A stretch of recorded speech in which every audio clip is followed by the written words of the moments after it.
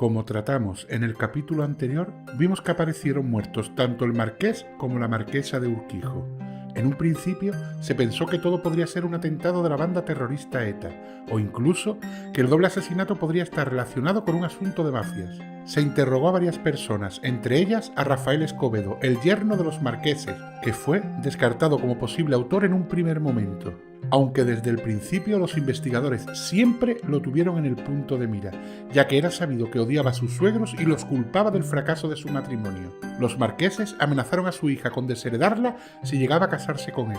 Este declaró en un primer momento que durmió en su casa y que por la mañana, sin saber nada de lo ocurrido en Somosaguas, fue a la oficina de empleo de General Pardiñas. Pero ocurre una cosa en la investigación, un hecho que hace cambiar todo. Inexplicablemente, el jefe superior de policía de la Brigada Criminal de Madrid encarga la investigación a un inspector novato, Romero Tamaral, que era conocido de Juan de la Sierra, hijo de los marqueses, desde la universidad. Romero Tamaral comienza su investigación con la orden de informar solo al jefe superior de la brigada. Vamos a hacer una bifurcación en este punto y narraremos lo que hizo Rafael Escobedo el día que mataron a los marqueses, para situar en contexto o intentar dilucidar qué grado de implicación pudo llegar a tener. Por el testimonio de Javier Anastasio y por el suyo propio, sabemos que Rafa se encontraba con Javier a mediodía, comen juntos y van a casa de este último a echar una siesta. Por la tarde quedan con unos amigos y se van de bares hasta la hora de cenar, que cenan en el restaurante Espejo.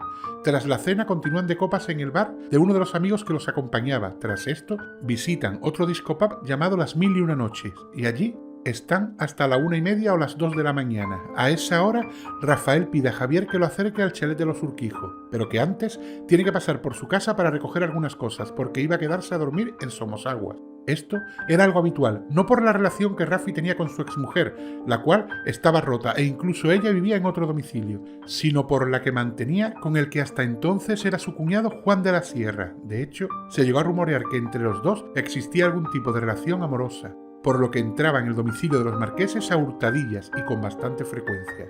Lo que extrañó a Javier es que Rafi fuese al chalet porque sabía que Juan se encontraba en Londres. Tras preguntarle por este hecho, le comenta que ya ha vuelto. Pasan por la casa de Rafi y este baja con una bolsa. Acto seguido, lo lleva al chalet de los marqueses y lo deja unos metros antes para que no se percaten de su llegada, ya que él no quería ser descubierto. Tras esto, Javier relata que se va a casa de una hermana a dormir porque la casa de sus padres estaba vacía ya que se habían ido de veraneo.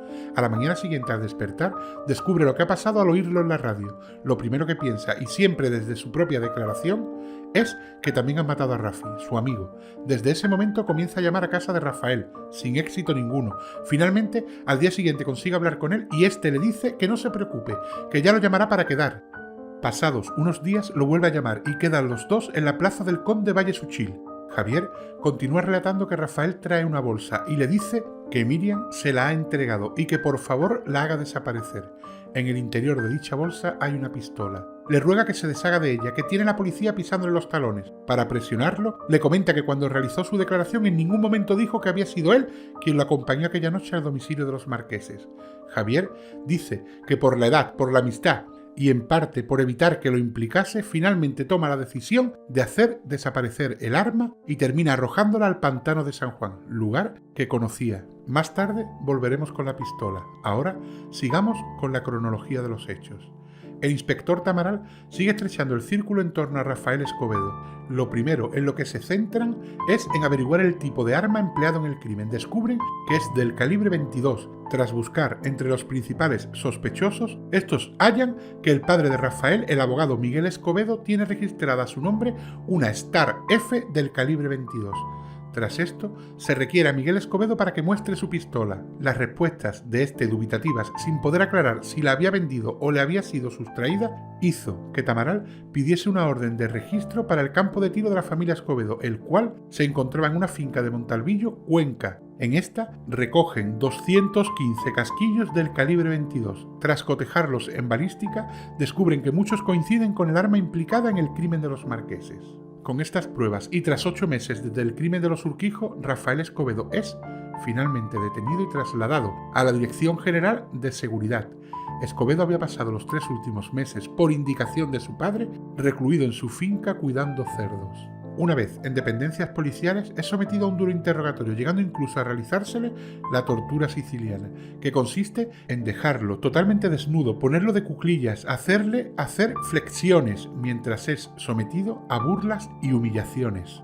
Finalmente, y viendo que el reo no termina por inculparse en el crimen, detienen a su padre y se lo muestran amenazándolo con que o declara lo ocurrido o se lo llevan por delante a su padre y también a su madre. Raffi, tras esto, pide papel y lápiz y escribe de su puño y letra una nota que dice: «Yo soy el responsable de la muerte de los marqueses de Urquijo», con fecha 9 de abril de 1981 y firmado por él.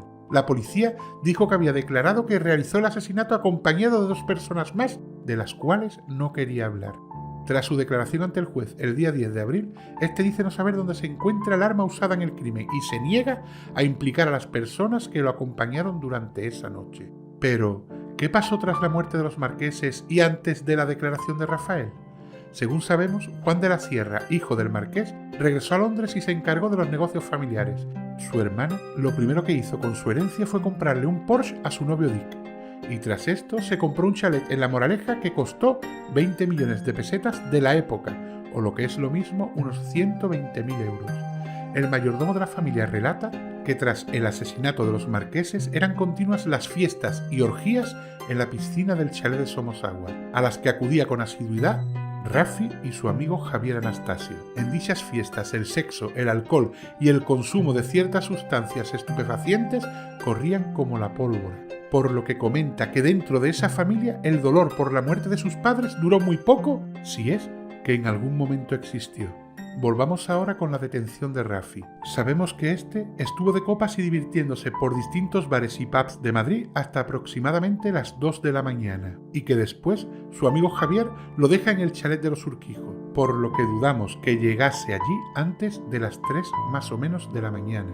Pues bien, esto nos causa un enorme problema y es el siguiente. El primer forense que se presenta aquella mañana en el escenario del crimen y tras tomar la temperatura de los cuerpos, dictamina que estos han fallecido en torno a las 12 o la 1 de la mañana, hora en la que es imposible que el autor de dicho crimen fuese Raffi, ya que a esa hora aún continuaba sus correrías por los locales de moda de Madrid.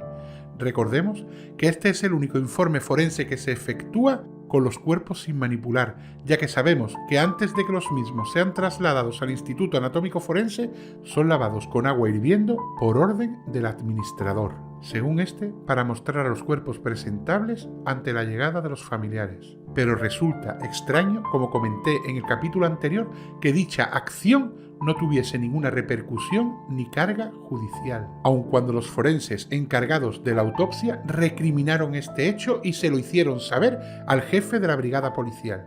Pues bien, como iba diciendo, es en el Instituto Anatómico Forense donde se realiza un segundo informe que determina que la hora de la muerte es sobre las 12:30, pero existe un tercer informe que es el que la investigación da por bueno sin explicar por qué este sí y los otros no, que data la hora de la muerte alrededor de las 6 de la mañana.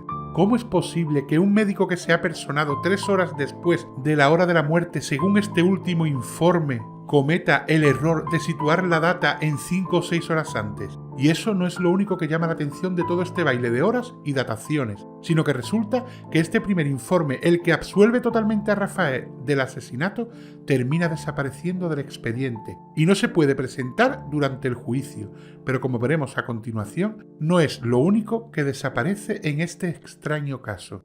Volvamos a la pistola que se supone Javier Anastasio tira en el pantano de San Juan, un tiempo después de deshacerse de ella, y milagrosamente un grupo de niños que jugaba en la orilla de dicho pantano ven algo que les llama la atención, y no es otra cosa que dicha pistola. En un primer momento piensan que es un juguete, pero finalmente descubren que es una pistola de balas y se la entregan a las autoridades. Ahora, estos ya tienen el arma del crimen, ya que al ser cotejada por balística se determina que es la empleada para tal fin. Pero ahora viene lo rocambolesco de toda esta historia. Resulta que un grupo de personas disfrazados de policías y con pelucas se presentan en las dependencias donde se custodia este arma y solicitan su entrega sin presentar ningún documento para su retirada. El responsable de la misma se la entrega sin ninguna pregunta y dicha arma desaparece también como prueba. Por lo tanto, a la hora del juicio tampoco pudo ser presentada.